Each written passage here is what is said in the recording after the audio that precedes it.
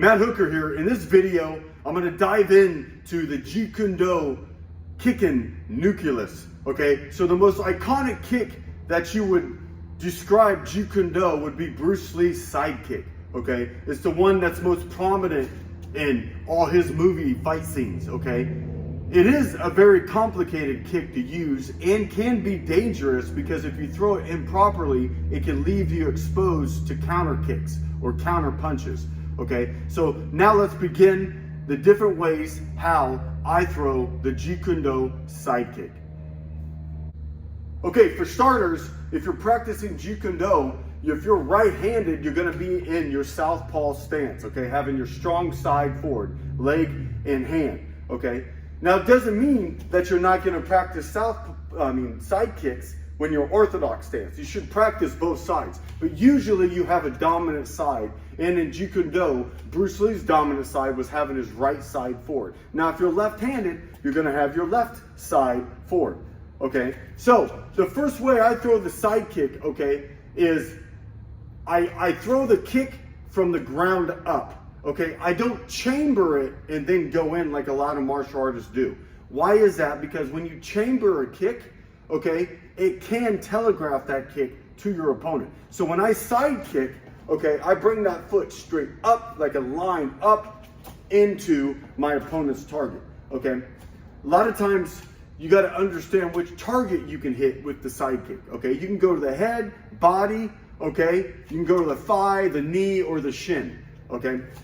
Just a quick disclaimer, when you're practicing this kick in sparring, do not be targeting your buddy's kneecaps, all right? You're just gonna jack someone's knee up and you're gonna be the dickhead in the gym, okay? Making sure you have the proper shin guards on. Like if you're practicing those knee side kicks, you have the proper protection on and you're not going full power on your buddy's knees, okay? If you wanna hit with full power, that's why you hit the heavy bag, okay? But you got to work on that targeting, so you got to drill it, your focus, your timing, and your targeting on that kick. So the first way I throw the side kick is throwing it just from a ready stance, okay? Where I'm not going to do any type of preliminary footwork to put power or distance into the kick, okay? This way is used more as a stop hit or a stop kick. So if your opponent steps in and you intercept his motion by kicking him in the knee with a side kick, all right, you don't need all this fancy footwork because it's got to be quick, fast, and direct.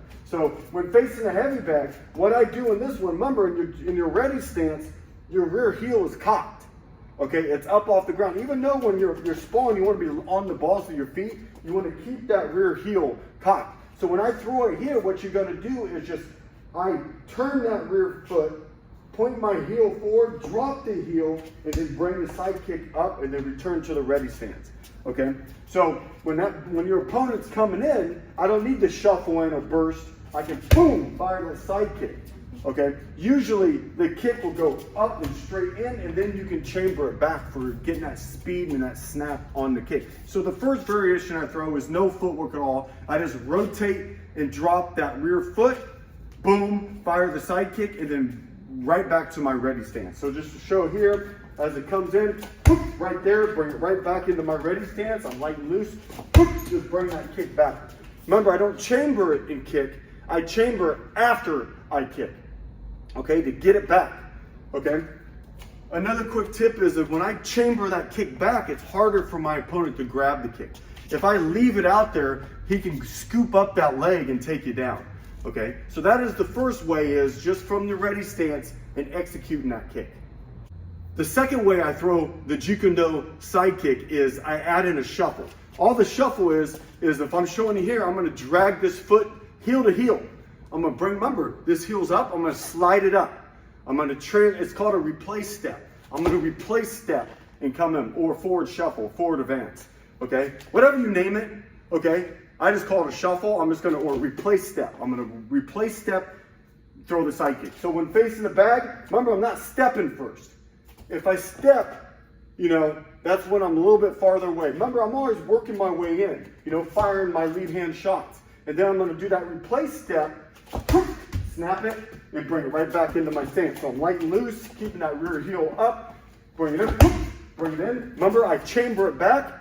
It goes straight from the ground up. okay? Straight from the ground up. That is the second way I throw the side kick.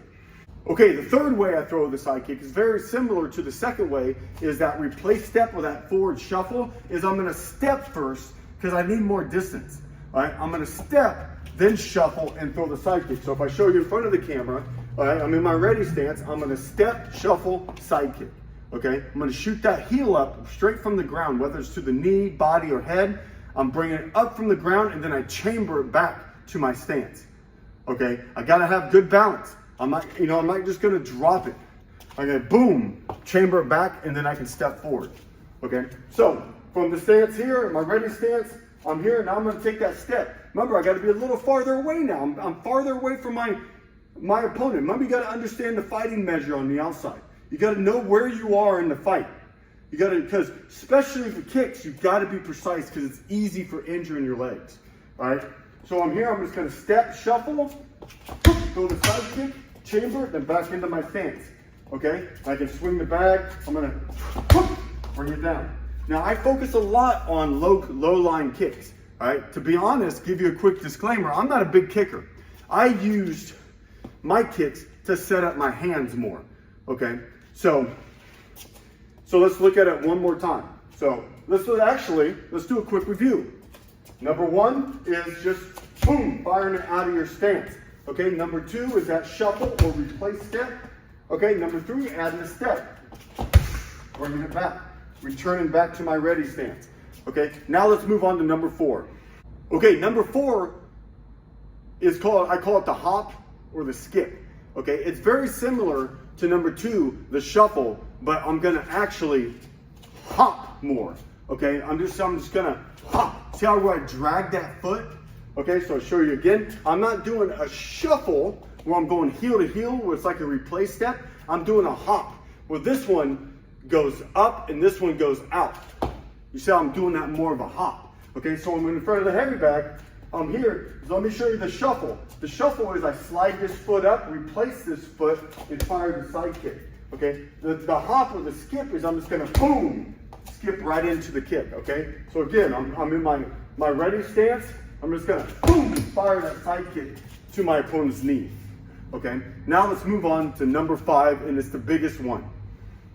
Okay, number five, on the 5 ways you can throw the lead side kick, is the big one. Okay, it's the one Bruce Lee is known for, and that's that big driving rear crossover side kick, back kick.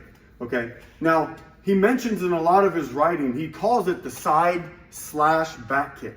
Okay, the difference between a side kick and a back kick in my book, okay, is a side kick is you more stand parallel with your leg. Your body staying in line with your kick. Where a back kick is more you turn, point the hip or the buttocks, and then throw more of a back kick. Okay, and on this one I turn more and throw more of a back kick than a side kick. Okay, let me show you. But the footwork you use for this kick is called the burst. Okay, so let me show you the burst, where it's almost like a rear crossover. So I'm gonna step, and I usually throw my hand up. Remember, before you throw a side kick, you don't want to just throw a side kick unless it's a stop kick. When you're going offensively, you want to make sure it's an indirect attack, not a direct attack. Okay, so I'm gonna throw something to get him looking up here, preferably the back fist, the finger jab, or the straight lead. Okay, so I'm gonna throw my hand up, and it's like I'm grabbing a rope. And I'm gonna pull down on that rope, like I'm gonna pull my body into the air as I kind of rear crossover, okay? And I'm gonna turn the hips and point that kick. So when I'm here, I'm gonna step, and see how I get that hop into that kick. So when I'm here, I'm gonna bring the hand up, pull into that kick. So when I use against the heavy bag, remember, this is a kick you use from the outside. This is a kick you use where if you're sparring hard, you just bite down on the mouthpiece and just go. Just go into your opponent. Okay, this is the most powerful kick in Jeet Kune Do, is the bursting side kick. Okay, so from here, remember, I got to throw something up, grab that imaginary rope, and yank down. It's like I'm catapulting or pulling my body weight into the kick. I'm going to do over that rear crossover. Okay, I'm really going to point that hip at my opponent. So when I'm here, now I'm not going to do it hard. I don't want to slam the bag. It's not like I have crazy power, but it's easy to slam the heavy bag into the drywall. So, all right, so doing it again, I'm going to measure my distance. So I get my hip into that and really drive my body weight. It's like I'm taking a battering ram and slamming it into a castle door. I'm really getting it, okay? So I'm gonna stop the bag, then I wanna slam it into the wall. Okay, starting out here. Remember, you can get a lot of distance from this kick. I could be out here, and I could throw it and then kick, especially with my long legs, okay? So that is the 5 ways I throw the Jeet Kune Do sidekick, okay? Practice and develop whichever way works best for you. And also, if the sidekick is not your thing, discard it, throw it away, okay? A lot of times I throw a lot more hook round kicks in sparring than I do side kicks. Okay, very often I will throw more of a front kick, okay, or a hook kick versus a side kick. Because a lot of times when you side kick, you turn to the side, you're really open. If you miss and they come up with that head kick, you're really exposed. Okay, so remember the key is timing with all kicks, all punches, everything. If you do it at the correct time, all right, it'll work for you. All right, and if you don't like it, throw it away. Who cares? Have a good day.